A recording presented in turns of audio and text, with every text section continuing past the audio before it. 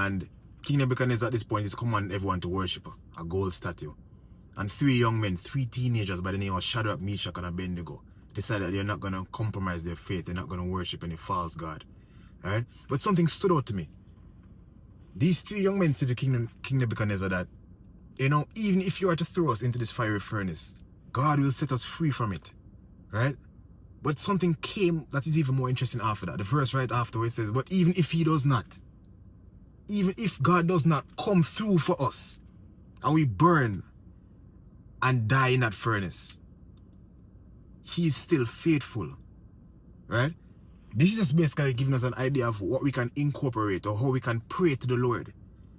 At the end of the day, it's his will that ought to be done and not our will. Yes, surely it is our will that we'd want him to set us free from that fiery furnace.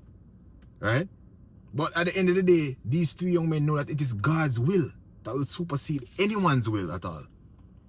Right? So even if God doesn't bring them through, he's still faithful because they'll see the kingdom of heaven shortly after. We see this with Jesus when he was basically praying to God and saying, if this cup can be passed from him, but if not, let your will be done. You understand what I'm saying? So it really delves into like the spirit and the flesh kind of battling with each other. The spirit, yes, we want it to please God. We want God's will to be done. But the flesh, meaning God, he can kind of bring out of this.